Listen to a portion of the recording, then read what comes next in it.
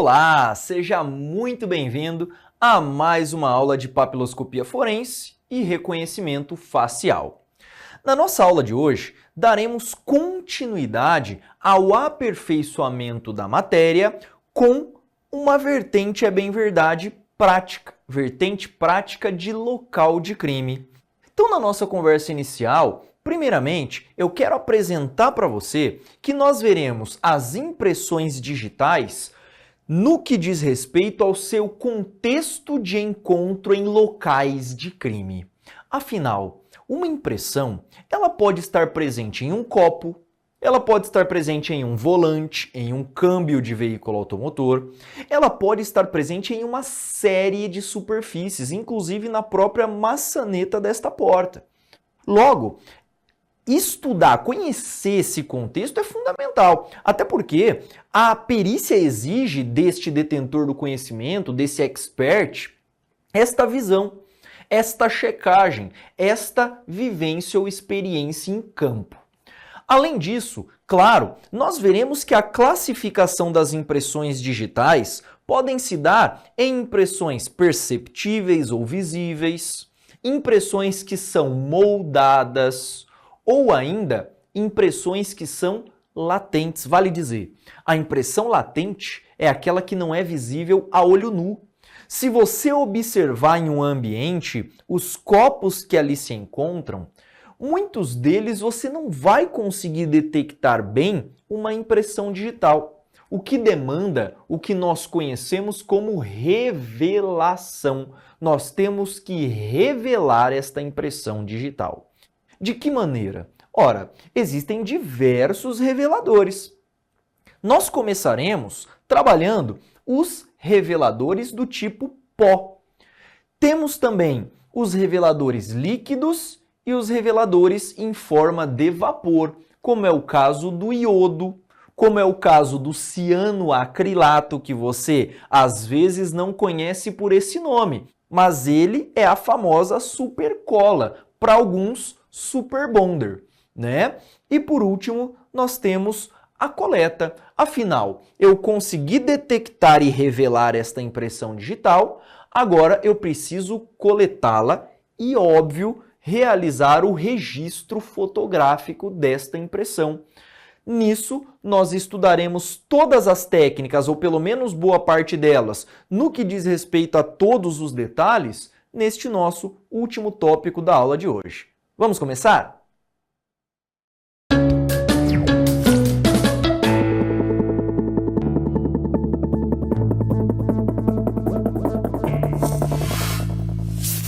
Bom, partindo da premissa de que o perito conhece as impressões digitais e que foi de fato convocado para um local de crime, nós teremos, portanto, o pontapé de partida do nosso estudo agora, justamente esta impressão no local de crime.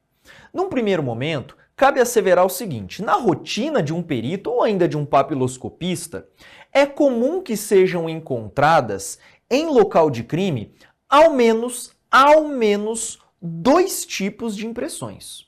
Professor, por que ao menos? Calma que já eu vou te apresentar. Então, neste local de crime, é comum que eu verifique pelo menos dois tipos que se subdividem, agora sim, em outros tipos. Por exemplo, as impressões digitais podem ser classificadas, de acordo com Cabaleiro, em impressões visíveis ou perceptíveis, sendo aquelas que são facilmente detectáveis a olho nu. Posso até te dar um exemplo. Aquela impressão, imagine, o agressor ou a vítima sujou as suas mãos com sangue. E ao fugir, o que o agressor fez? Ele tocou a parede, ele tocou uma aresta de uma porta. Pronto, ali vai ficar uma impressão digital colorida. Você vai conseguir detectar facilmente esta impressão digital. Nisso, é importante citar que Cabaleiro ainda vai falar o seguinte: as impressões digitais visíveis ou perceptíveis, elas podem ser subclassificadas em impressões por adição ou estampadas, sendo estas as impressões que apresentam um desenho digital formado pela transferência de pigmentos como tintas ou ainda como sangue. Então, se o indivíduo, a título de exemplo, sujou as suas mãos com alguma substância que tenha uma tonalidade diferenciada, um azul, um branco, um amarelo, um vermelho, esta impressão digital, quando ela fica sobre determinada superfície com uma tonalidade diferente, nós chamamos esta impressão de impressão por adição ou ainda impressão estampada. Mas, além disso, existem também as impressões por subtração. As impressões por subtração são aquelas resultado em que os espaços existentes entre as cristas papilares ficam muito bem desenhadas. Então, repare, nas impressões por adição, quando a tinta fica nos dedos da pessoa, esta tinta fica predominantemente localizada na região das cristas que a gente tem ali. E, no caso das impressões por subtração, nós estamos diante de impressões negativas. Impressões que se encontram com este pigmento localizado nos vales, nas depressões desta impressão digital. Ora, uma impressão que apresente a representação das cristas, ela é chamada de adição. Agora, uma impressão em que os vales, o fundo, a depressão da crista papilar fica consignada na superfície e em tonalidade mais clara, mais esbranquiçada, o ápice, o cume ou ainda a região da crista, esta impressão é chamada de impressão por subtração. Ainda existe as impressões moldadas. Esta impressão consiste em uma situação na qual o indivíduo toca os seus dedos sobre uma superfície e esta superfície ela sofre ligeiras conformações em 3 dimensões. Eu gosto de dar um exemplo muito clássico. Pega uma fita adesiva. Uma fita adesiva que seja transparente e larga. Colhe esta fita adesiva no seu dedo e tire. Meus amigos, aquela parte adesiva que ali fica, ela ficará toda marcada. Um segundo exemplo que nós temos é uma porta. Imagina, você acabou de passar verniz em uma porta. O verniz está secando. E aí, a hora que o verniz está secando, você vai lá com o seu dedão e você faz o quê? Você toca o seu dedão e tira. Tanto é que na hora que você tira, ele até gruda, não é? Você moldou a sua impressão digital sobre esta superfície. Repare que esta superfície sofreu deslocamentos para fundo e para a superfície num aspecto tridimensionado. Esta é uma impressão moldada. Se você quiser um terceiro exemplo, sabe aquela famosa massinha de modelar? Eu, na minha época, nos meus tempos áureos de criança, eu brinquei muito com massinha de modelar. Então pega uma massinha de modelar e aperta o seu dedo nele. Você vai perceber que o seu dedo vai ficar moldado com as impressões digitais ali nela. Então esta é uma impressão digital moldada. Fácil, né? Então esta é a primeira categoria chamada de impressões visíveis ou perceptíveis. No entanto, doutores, ainda existem as impressões digitais que são latentes. E sabe o que significa latente? Latente é aquilo que não é facilmente perceptível. É aquilo que passa numa visada rápida no olho nu.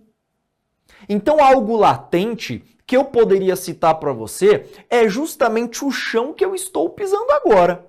Professor, como assim? Ora, eu vou para lá, eu vou para cá, eu tô andando a todo momento aqui, eu falo com você, boto meu pé na frente, falo de novo, coloco o pé atrás. Meus amigos, eu garanto que estão sendo formadas pegadas aqui no ambiente que eu me encontro. Só que eu olho para o chão e eu não encontro pegada alguma. Por quê? Ora, porque primeiro, esse chão está bastante limpo, né? Óbvio. E aí, além disso, meus amigos, além disso, é muito sutil a variação de sujeira que eu posso encontrar neste chão quando comparado com o meu sapato. Então, isto varia. Isso depende de onde eu pisei lá fora. Se eu olhar rapidamente, eu não vejo muita sujeira. Agora, se eu apagar todas as luzes deste ambiente e sobressair uma luz rasante branca, eu certamente conseguirei detectar esta pegada. Esta pegada seria classificada como uma pegada latente, porque ela não é facilmente visível a olho nu. O mesmo vale para as impressões digitais latentes. Se eu passar o olho numa visada rápida, eu não vou conseguir ver impressão digital em copo. Se você pega o controle remoto da sua televisão, olha para ele, pega o controle remoto e olha, você consegue ver impressão digital ali? Muito provavelmente não, a não ser que seja uma superfície lisa e polida.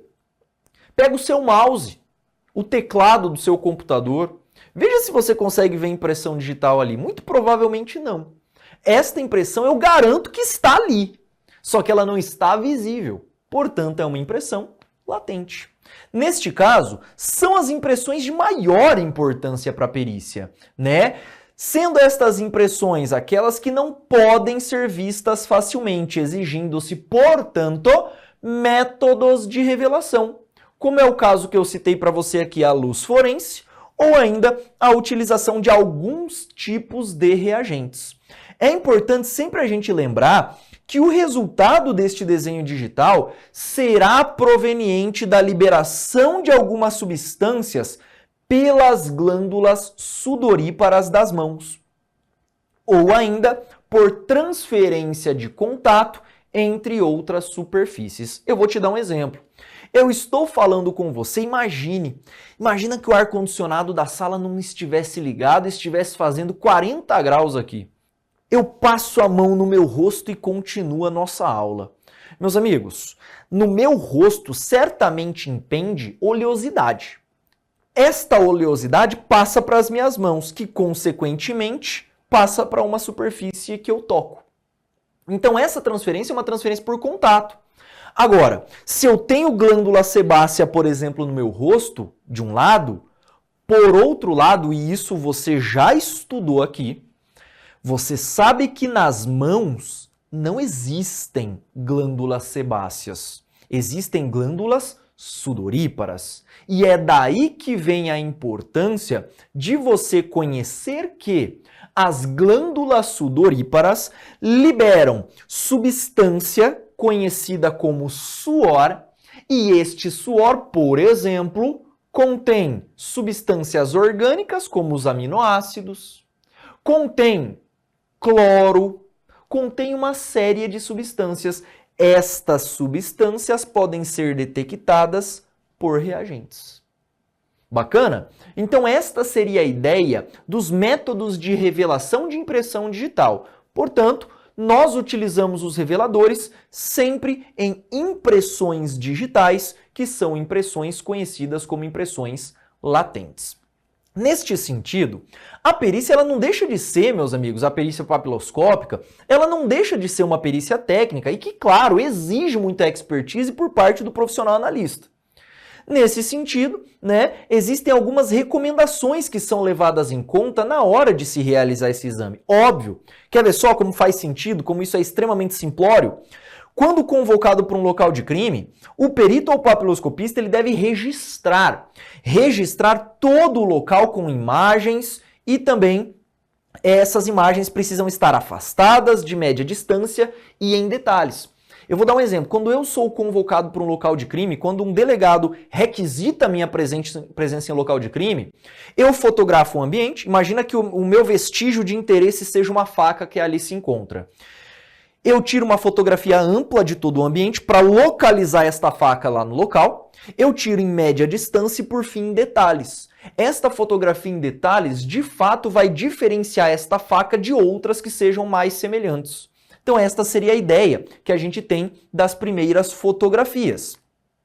Além disso, ainda que esta perícia seja realizada em um ambiente controlado, como em um laboratório, o perito sempre precisa registrar a superfície em que se busca esta impressão. Isso é importantíssimo, porque conhecer esta superfície que se encontra a impressão vai direcionar o tipo de revelador que eu vou utilizar ali. Isso é substancial. Por fim, claro, temos que anotar tudo aquilo que for pertinente à revelação, dentre eles qual foi o reagente utilizado, qual foi a cor desenvolvida pela impressão, se for um agente cromogênico, qual é a cor do revelador e, consequentemente, da impressão, para a gente ter este contraste, duração desta revelação, entre outros fatores também importantes. Além disso, quando possível, durante esta revelação, é interessante que este perito, e é recomendado pela doutrina, que o perito grave um vídeo, que ele faça um vídeo no momento da revelação. Isso principalmente com os agentes fumigadores, né? Que são agentes em vapor. Este vapor vai revelando a impressão digital que parece até mágica, né? E este profissional, claro, ele também vai precisar detalhar onde esta impressão, por óbvio, né? Onde ela foi encontrada. Então, se eu disser que houve uma infração penal, esta infração penal foi praticada com uso de arma de fogo, e no cabo da arma de fogo eu detectei uma impressão digital de A, afinal de contas, isso nos diz muita coisa ou não? Isso não diz que A matou B, mas ele diz, a tua mão pegou essa arma. Não apareceria essa impressão digital naquela arma do nada, você há de convir comigo. Por isso, é importante nós sempre descrevermos onde se encontra esta impressão digital. Diante disso, agora nós temos que trabalhar quais são os tipos de reveladores que a perícia e a papiloscopia costumam utilizar na sua prática.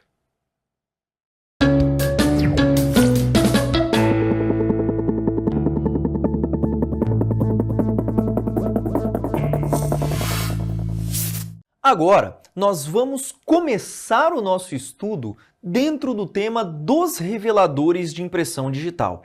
E, meus amigos, eu confesso a vocês, durante o curso de formação policial, meus amigos, nós nos encantamos com essa parte da matéria, né? Nós nos encantamos porque é, além da prática, um ato que é substancial para a identificação de pessoas. Só para você ter uma ideia da importância desta parte da papiloscopia forense, o Manual da Interpol de Desastres de Massa, que envolva muitas vítimas, ele identifica a papiloscopia como sendo um método primário. É um dos melhores métodos de identificação que nós temos. E detalhe, capaz de identificar, inclusive, gêmeos que são monozigóticos ou univitelínicos. É o famoso gêmeos idênticos, né? Então, olha a robustez desta técnica. Eu diria até, em alguns casos, mais capaz do que o próprio DNA. Então, é muita robustez. Por isso, saber utilizar o revelador adequado é fundamental, sob pena deste perito ou deste papiloscopista perder o vestígio e nunca mais o envolvido no crime ser identificado. Olha a importância disso. Vem comigo para o slide.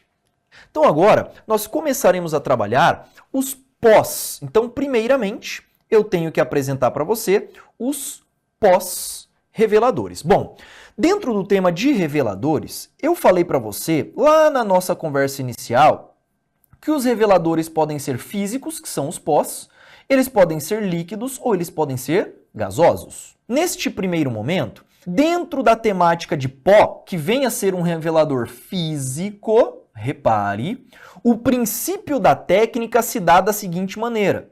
Quando nós temos uma impressão digital, vários sistemas de linhas assim, né? O pó, meus amigos, ele vai se intercalar, ele vai se reter justamente nestas saliências. Por isso que nós chamamos a aplicação de pó revelador como um método físico. Logo, é só você parar e pensar um pouquinho aqui comigo. Vem para cá. Será que este pó que vai ser utilizado na revelação da impressão digital tem que ser um pó bruto ou tem que ser um pó extremamente fino, refinado? Imagina, você tem uma impressão digital, aí você joga farofa. Sabe a farofa que você come? Você joga farofa e fica esfregando a farofa. O que vai acontecer com essa impressão digital? Ela vai se perder, vai ficar toda arranhada, né? Por quê? Porque o farofa é bruto, cara. Farofa é um troço que você vai balançando para lá e para cá e vai arranhando, vai descaracterizando toda a impressão digital. Agora, pega, por exemplo, uma farinha, né? Uma farinha de amido, por exemplo, extremamente extremamente fino. A farinha pode funcionar como um revelador de impressão digital, assim como o talco, por exemplo. Assim como os pós de algumas maquiagens.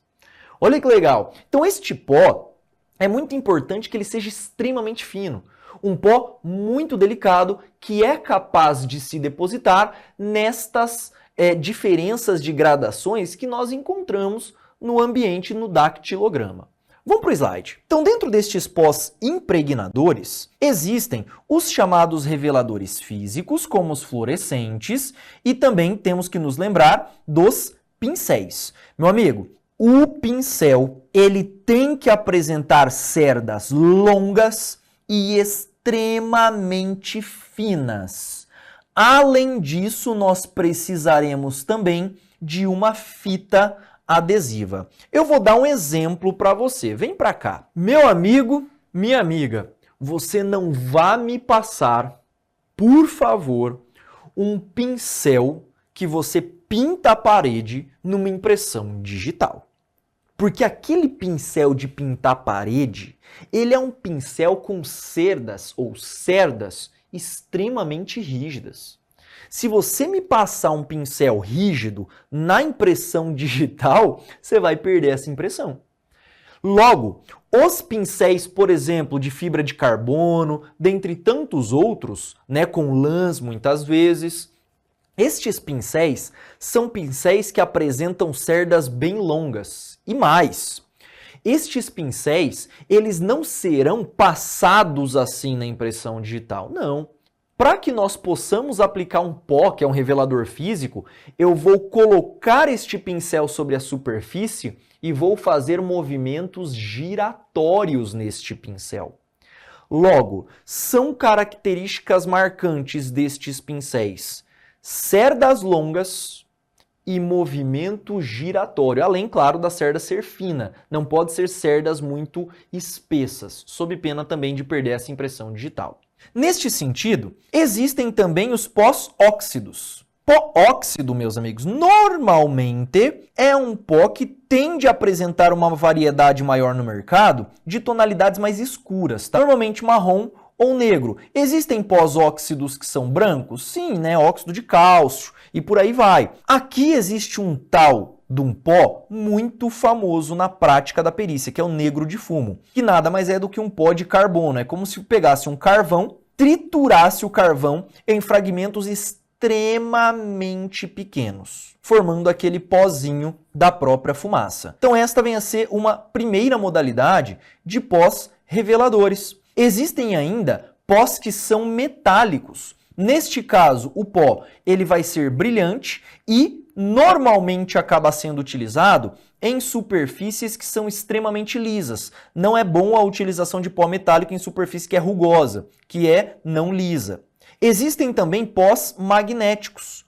Estes pós são muito interessantes de serem utilizados em superfície de couro, em uma superfície de plástico ou ainda na parede, que não são superfícies tão lisas assim. Neste caso, o pincel, literalmente, meus amigos, é um pincel que apresenta ímã. Vem aqui comigo, olha que coisa. O pincel utilizado para um pó magnético, meu amigo, é nada mais do que uma estrutura em formato mais de bolinha. É como se eu dissesse, parece uma caneta com uma bolinha na extremidade.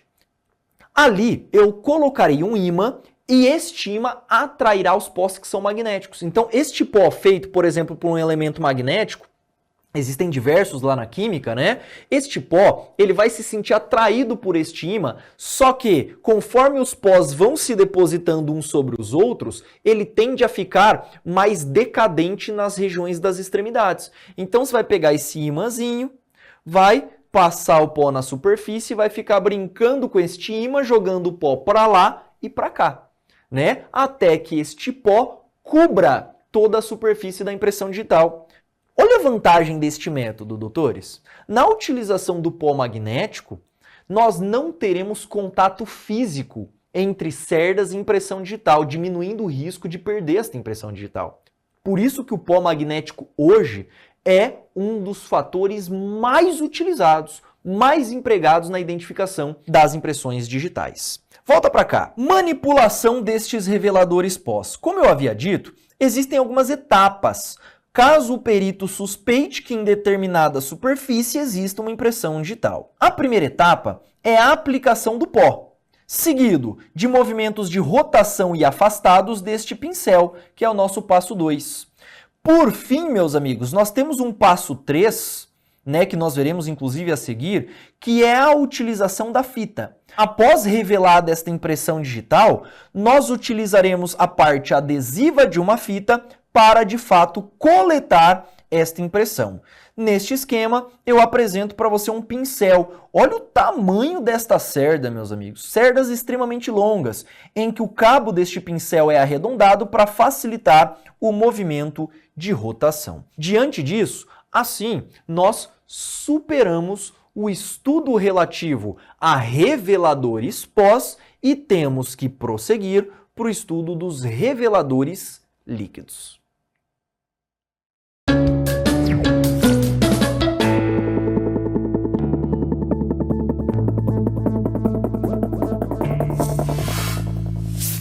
Agora é hora da gente falar um pouquinho a respeito dos reveladores líquidos. Você poderia até me perguntar, mas meu Deus, professor, como que eu vou jogar um revelador líquido na impressão digital? Ou numa suposta impressão digital? Pois é, meus amigos, os reveladores líquidos, eles apresentam peculiaridades bastante importantes. Por isso que normalmente nós utilizamos estes reveladores na forma de spray. Então, sabe aquele sprayzinho que você às vezes aplica ali de própolis na boca, algo meio parecido? Aqui é algo semelhante. Então vamos começar.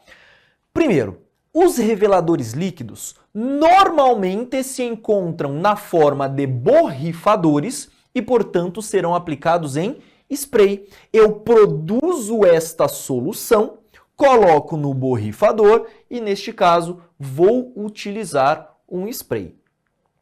Dentre tantos tipos diferentes que nós temos em relação aos reveladores líquidos, um primeiro tipo, mais antigo um pouquinho de revelador, era o famoso SPR, ou Small Particle Reagent, reagente de partículas pequenas. Ora, nesta situação, nós tínhamos um detergente em que se misturava com disulfeto de molibdênio, que é um elemento químico.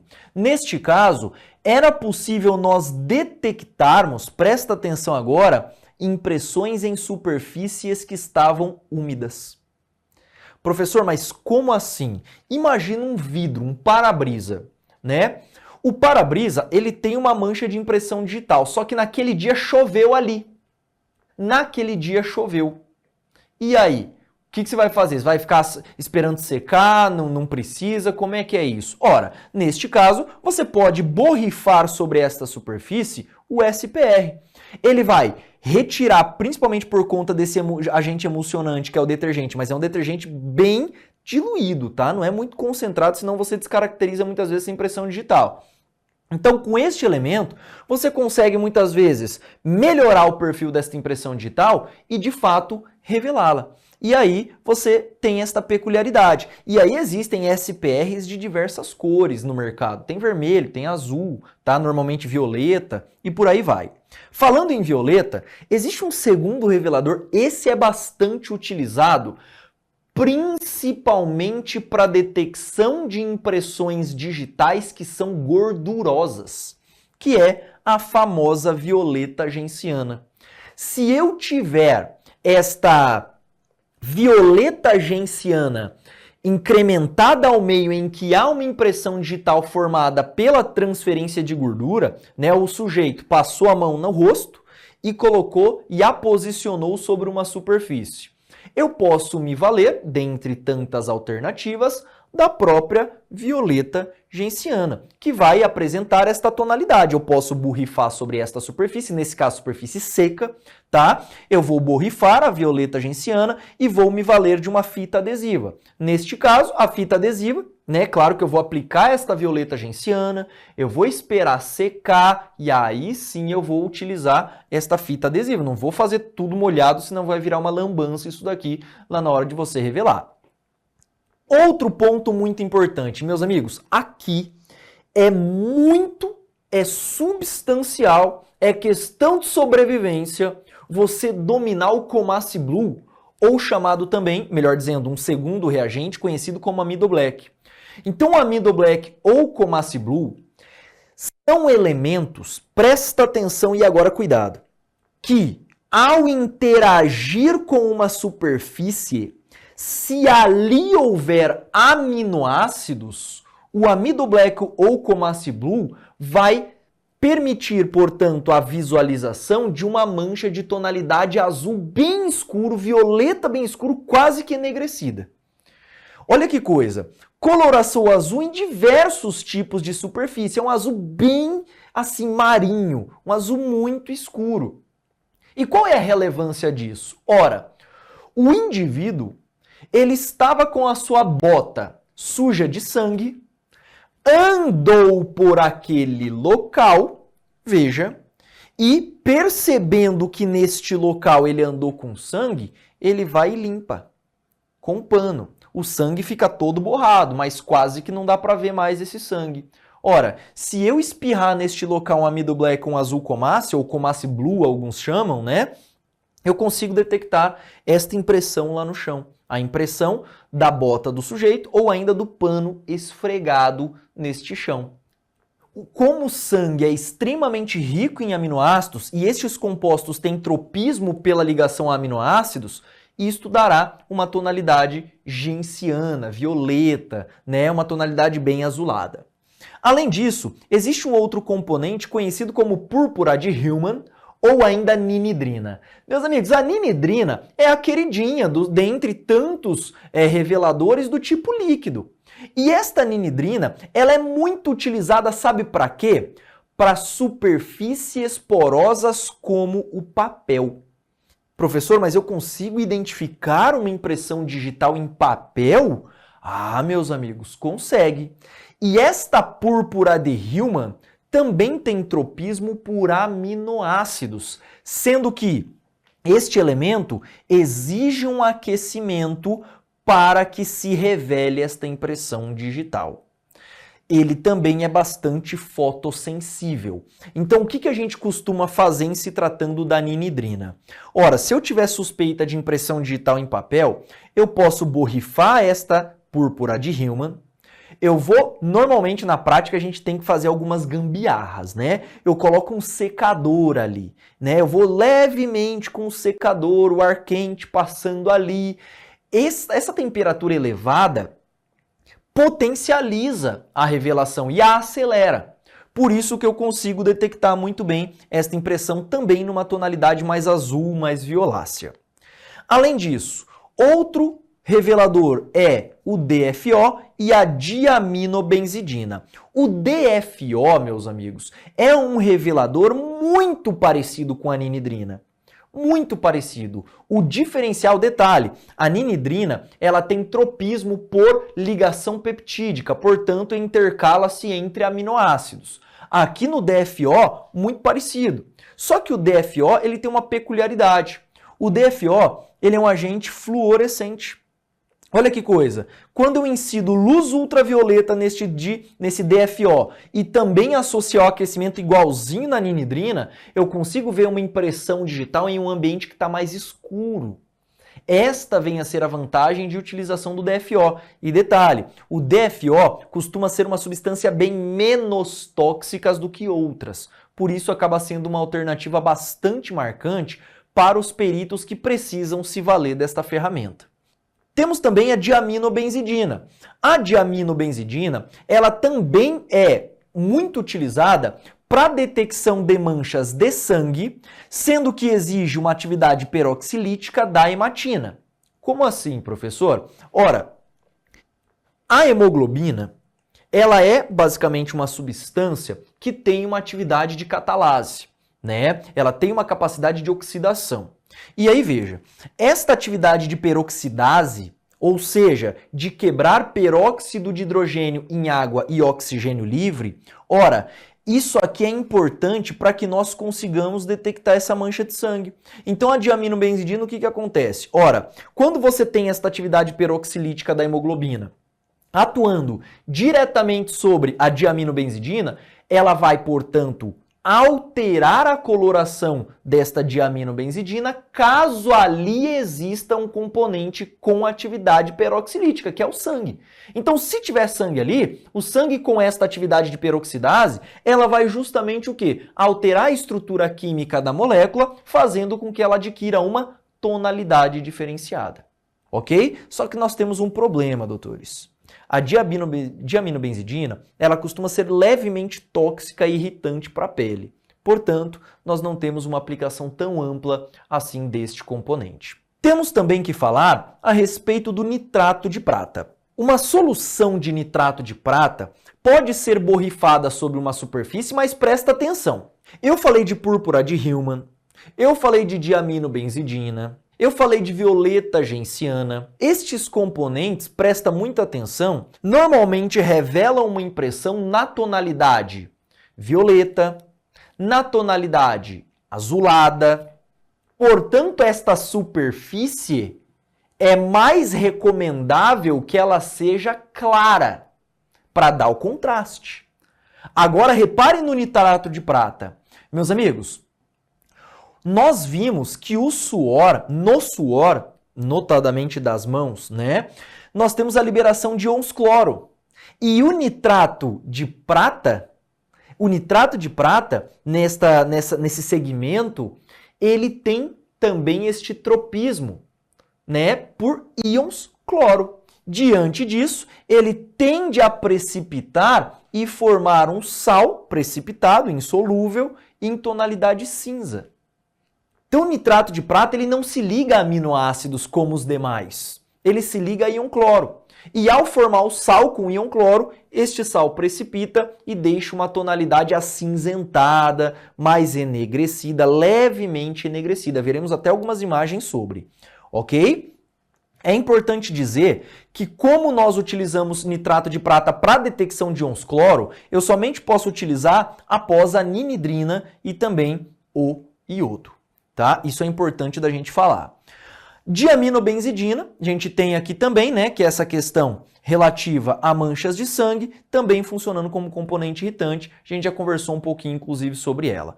Neste sentido, meus amigos, estes são os principais reveladores que são utilizados em se tratando de perícia. Reveladores de cunho líquido. Então, nós já vimos os reveladores físicos ou sólidos, nós já vimos os líquidos e, por último, temos que ver alguns reveladores que são gasosos.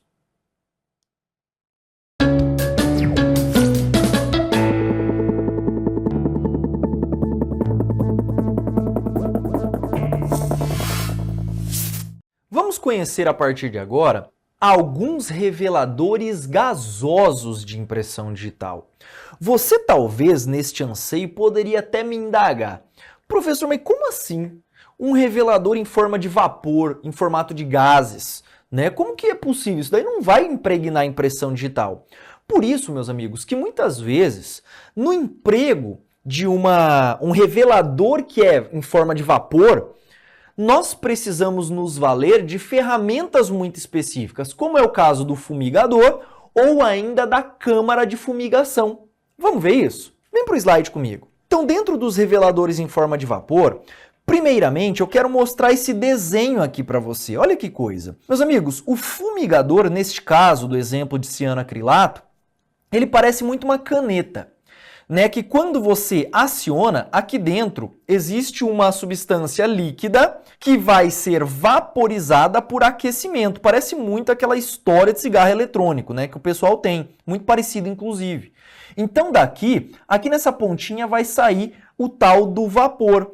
E este vapor, em contato com a impressão digital, vai reagir e, portanto, gerar certa tonalidade. Dentre os reveladores vapores, os mais famosos são o iodo e o cianoacrilato. Bom, o iodo, ele pode ser utilizado em solução ou ainda em uma câmara de gás. Nós teremos uma câmara, parece muito aquário, tá? Muito parecido com um aquáriozinho. Nós teremos uma câmara de gás e aqui dentro vai ser liberado o iodo próximo ali, por exemplo, imagina que seja uma taça, né? Nós estejamos analisando uma taça. Então, nessa câmara, o vapor do iodo, ele vai ocupar todo o espaço e com certeza ele vai interagir com gorduras, com insaturações de ácidos graxos. Professor, o que é um ácido graxo? Nem me lembro dessa história. Ora, ácido graxo é um componente que apresenta uma cadeia carbônica bem longa, ligado a um carbono com dupla O, OH. Né? Então nós temos um grupo conhecido como ácido carboxílico e uma cadeia grandona de carbono. Isso é tipicamente encontrado, meus amigos, no sebo. Então, quando a impressão digital foi feita com gordura, este iodo ele é capaz de se intercalar em insaturações, ou seja, duplas ligações entre carbonos. Neste caso, o iodo acaba sendo de fato bastante útil, formando um precipitado de tonalidade marrom. Ainda temos o cianoacrilato, que é a supercola. Uma curiosidade que eu gostaria de apresentar para você. Vem comigo. Você sabia que a supercola, para algum superbonder, ele foi desenvolvido lá na Segunda Guerra Mundial? Sabe para que a supercola foi criada? Para fechar ferimentos de soldados que foram atingidos. Então imagina só, o soldado foi atingido, né, por um projétil, ou ainda por um estilhaço, por um caco de vidro, ou tomou uma facada. Como que eu posso estancar essa hemorragia de uma vez? Ora, os soldados passavam o superbonder e fechavam a pele na hora. Já fez esse teste? Se algum dia você se cortar, faz o teste e bota superbonder para você ver se não fecha. O desenvolvimento veio nesse intuito. Agora, quando nós estudamos a supercola ou cianoacrilato no âmbito de reveladores, é importante citar que isso tem que ser empregado num ambiente correto ou com o fumigador. Você não vai ficar vaporizando o cianoacrilato aí, porque este vapor é um vapor de tonalidade esbranquiçada. Onde ele encosta, meus amigos, ele precipita. Então, eu lembro uma vez que nós fomos fazer até um local de crime, isso lá no Distrito Federal, na época, e esse local envolvia um veículo. E ali nós queríamos saber se dentro deste veículo de quem eram as impressões digitais. E aí acionamos um cianoacrilato dentro do veículo. Meu amigo, cianoacrilato grudou por tudo, grudou no banco, grudou no vidro, grudou ali na pala, né? Grudou em tudo quanto é lugar, mas revelou a impressão digital. Por quê, professor? Esse vapor, meus amigos, é um vapor extremamente adesivo. Então, quando ele toca uma substância mais aquosa ou mais sólida do resíduo da impressão digital, ele forma um precipitado branco.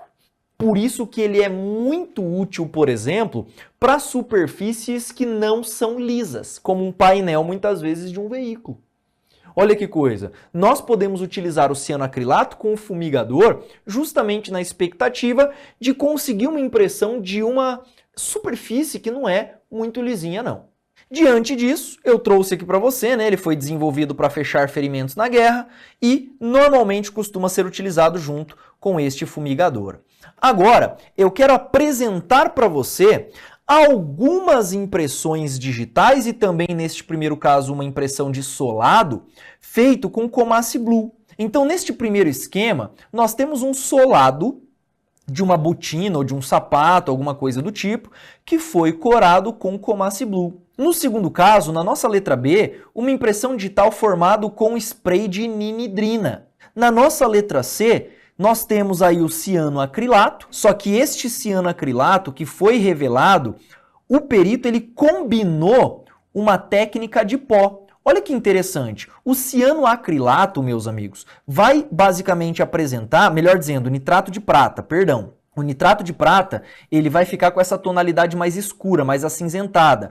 Então, o que a gente pode fazer? Nós podemos combinar técnicas. Vamos aqui para a letra D, que esse sim é o cianoacrilato. Veja só, eu posso pegar este cianoacrilato, que formou um precipitado rígido, duro na impressão digital, e combinar isso com o uso de pós. Então, esta impressão que já está esbranquiçada, repare que na letra C, o nitrato de prata provocou um precipitado mais acinzentado. Neste caso, a superfície, portanto, tem que ser mais clara, diferente da nossa letra D, em que há o cianoacrilato. E sendo o cianoacrilato branco, ele é ideal para superfícies que são mais escuras. E aí a gente pode combinar a técnica, como é o caso dos pós. Na nossa letra E, nós temos uma impressão digital feita a partir da fumigação, meus amigos, de iodo. Neste caso, ficou com esta tonalidade mais amarronzada, levemente amarelada aí. Na letra F, nós temos os pós-impregnadores que não possuem fluorescência. E nas letras G, mais precisamente, né, e H nesse caso foi utilizado o DFO, mas um DFO combinado com pó impregnador. Então a gente tem aí alguns componentes que são fluorescentes. E aí eu quero que você note que um agente fluorescente, ele vai apresentar fluorescência em câmaras que estão escuras. Pode perceber que o fundo em que foi detectada essa impressão digital é um fundo escuro. Isto auxilia o contraste na hora de se identificar esta impressão digital. Diante disso, nós, portanto, encerramos o nosso estudo acerca dos reveladores sólidos, líquidos e também em forma de vapor.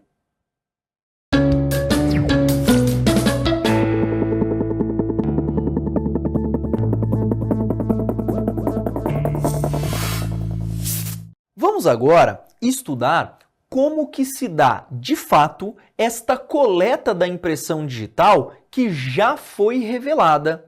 O que será que nos diz a literatura sobre o tema? Nós temos aí, primeiramente, um tópico de boas práticas de manipulação. Claro, você como perito, como papiloscopista, precisa ter a expertise de sempre utilizar equipamentos de proteção individual, como é o caso das luvas, da máscara, entre outros elementos. Nisso, doutores, a escolha do método físico, ou seja, por meio de pós-reveladores, acaba sendo uma das técnicas mais priorizadas para superfícies que são não porosas e também, claro, superfícies que são lisas. Lembrando que a colocação do pincel no recipiente contendo pó, você vai, portanto, capturar este pó e realizar movimentos de rotação com bastante delicadeza sobre a impressão digital em que você pretende identificar, que você pretende revelar. Esta rotação, ela deverá acontecer tanto no sentido horário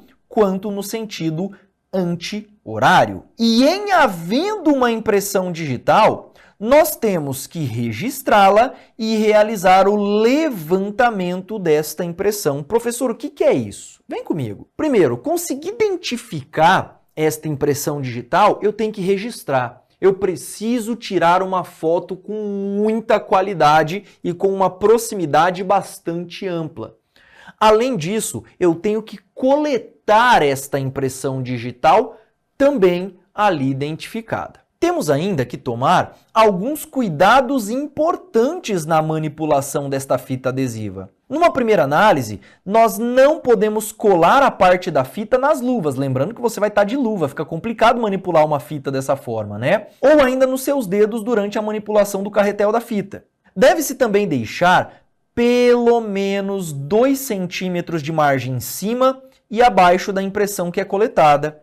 E por fim, claro, por se tratar de uma fita adesiva, não atritar a superfície de suporte, porque isso vai borrar a sua impressão que foi recém-coletada. Após colar esta fita na superfície, nós temos que retirar cuidadosamente esta fita e aderir ao suporte com um fundo de contraste, seja um fundo branco ou um fundo preto.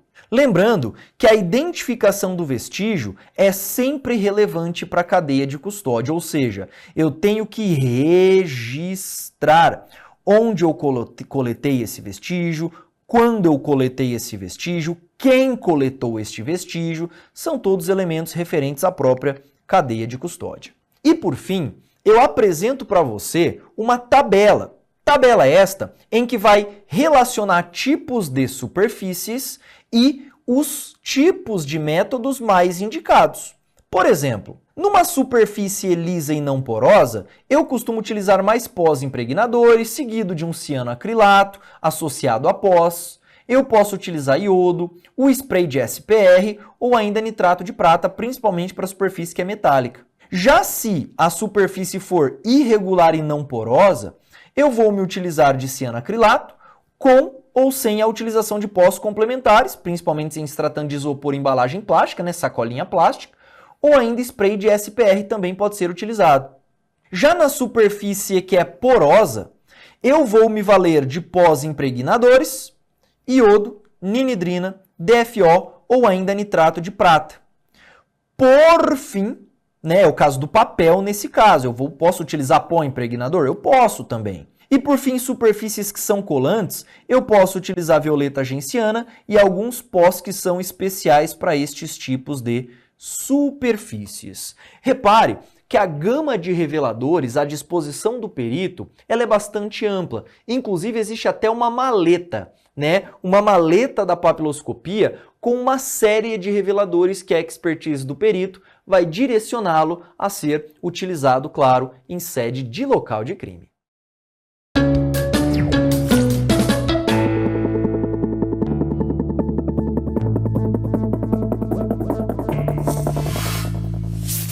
Vamos praticar um pouquinho de todo esse amaranhado de conteúdo que a gente compreendeu ao longo da aula? Vem comigo para o slide. Essa questão foi uma questão cobrada no Instituto Técnico que a gente tem de perícia do Rio Grande do Norte no ano de 2021. Repare, sobre o levantamento papiloscópico, assinale a correta. Letra A. Poeira e bolhas na fita adesiva empregada no levantamento de uma impressão papilar coletada contribuem para a melhoria da qualidade da impressão? Se eu tiver uma bolha ali, isso contribui para a qualidade da impressão? Claro que não. Letra B. Por não serem visíveis e carecerem de revelação, as impressões modeladas podem ser consideradas latentes? Não. Elas são impressões conhecidas como impressões visíveis. Inclusive nós vimos isso lá no início da nossa aulinha. Letra C. A revelação mediante vapor de cianoacrilato é recomendada quando a impressão papilar foi impressa em sangue, vez que tal composto se adere e realça a cor das linhas. Na verdade, não, né? Nós temos o Comace Blue, por exemplo, que é recomendado para sangue. Então, normalmente, cianoacrilato não é muito indicado, não. Letra D. Todo e qualquer objeto e todas as superfícies que na avaliação do perito criminal responsável pelo exame pericial tenham sido tocados ou manipulados são materiais questionados e possíveis objetos de perícia de revelação de impressões papilares. Parece-nos que esse assunto está de fato correto. Vamos ver a letra E? O necessário contraste entre a impressão papilar latente e o meio no qual se encontra deve necessariamente ocorrer mediante a aplicação de pós de revelação. Não, meus amigos, eu posso utilizar, por exemplo, cianoacrilato numa superfície que é mais escura. Então não precisa ser necessariamente pós. Assertiva na nossa letra E, completamente errada.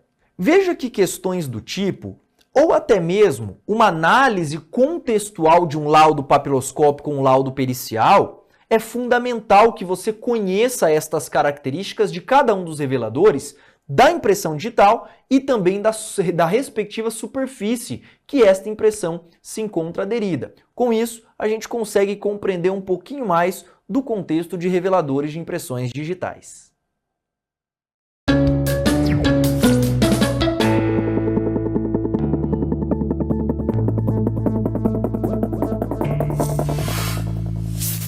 Finalizando a nossa aula de hoje, nós vimos uma gama de conteúdo a respeito de reveladores e de impressões digitais, não é?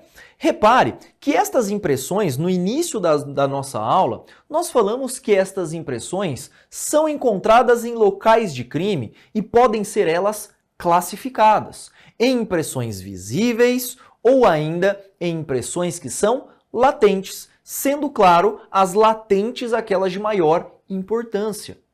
Falamos também que a literatura vai trilhar diversos tipos de reveladores, sendo os pós-impregnadores aqueles mais utilizados na rotina pericial. Claro, a superfície vai contar muito na utilização deste pó. Além, claro, dos pós, nós podemos enaltecer alternativas, a depender do tipo de suporte. Neste caso, reagentes ou reveladores químicos como DFO e anidrina são recomendados para revelação em papéis. Nós falamos de reveladores em forma de vapor, que acabam sendo particularmente úteis em superfícies que são flexíveis, como é o caso de sacolas plásticas, né? E superfícies irregulares também, como é o caso do cianoacrilato e também o vapor de iodo.